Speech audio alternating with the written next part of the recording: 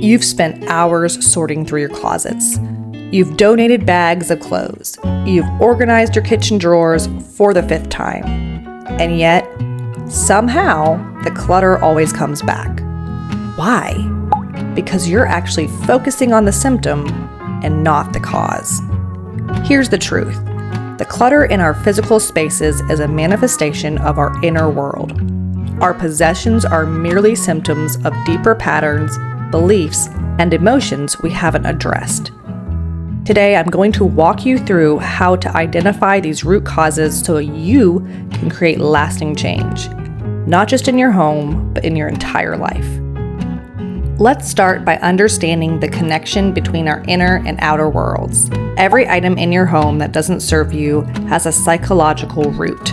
Maybe you keep buying books you never read because deep down you're afraid of being perceived as unintelligent.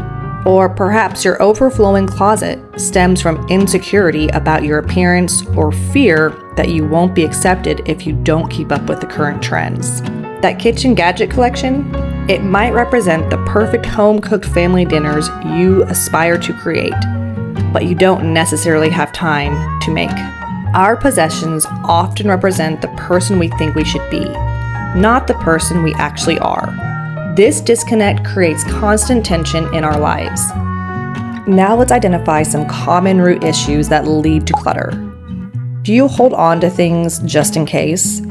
This often stems from childhood experiences of lack or financial insecurity. Are you keeping items that represent who you used to be or who you thought you'd become? This reflects difficulty in accepting your current self. Sometimes clutter serves as a distraction from deeper emotional work. It's easier to focus on organizing than on addressing anxiety, grief, or dissatisfaction. Accumulating trendy items or keeping gifts you don't like might indicate you're prioritizing others' opinions over your own needs. Waiting for the perfect time or perfect system before decluttering can be a way to avoid making decisions or potentially making mistakes. When I examined my own patterns, I realized I was holding on to things out of guilt. Every unfinished project represented a promise I had made to myself but hadn't kept. Acknowledging this was uncomfortable, but it was the first step toward genuine change. I want you to pause this video right now and grab a journal or open a notes app. Take 5 minutes to write down the area of your home that causes you the most stress, and then ask yourself these questions. Why do I have these items? What feelings come up when I think about letting them go? What am I afraid of that might happen if I release these things? Be brutally honest with yourself. The answers may surprise you, and they're the key to breaking the cycle. Come back when you're done, and we'll talk about how to move forward. Now that you've identified some potential root causes, let's talk about addressing them. Start noticing your thoughts and behaviors around acquiring and keeping things. When you feel the urge to buy something, pause and ask, what need am I trying to fulfill with this purchase? If you're holding on to things out of fear, challenge those fear-based stories. Will you really be unprepared if you let go of those just-in-case items? Will people really think less of you if you don't have the latest gadget? Replace the habit of acquiring with habits that genuinely fulfill you. Instead of browsing online stores when you're bored, you could go out for a walk, call a friend, or practice a skill.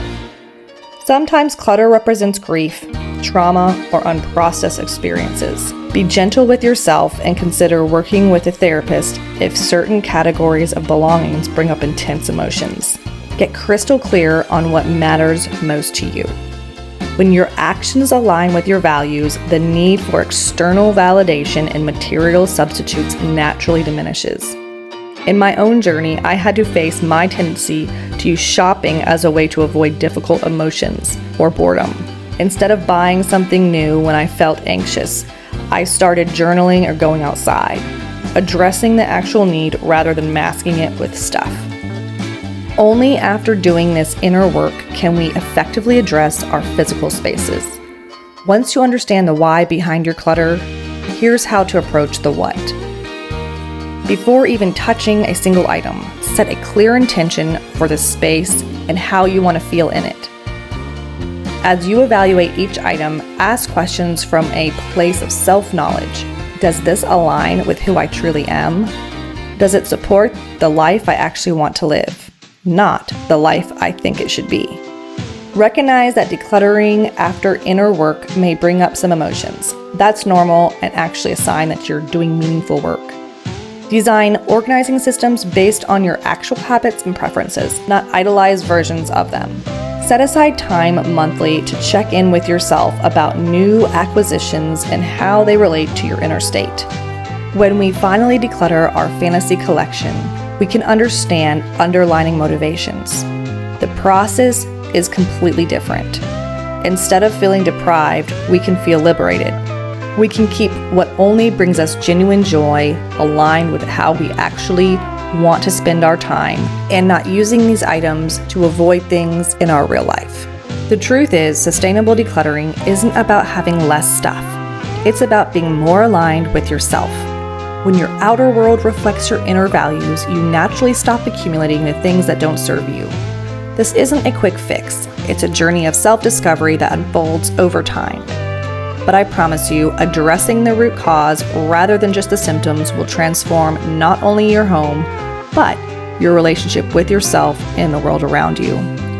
True minimalism is not about emptiness. It's about making space for what matters to you most. It's about removing the distractions so you can see yourself clearly. If this resonated with you, I invite you to take one small step today.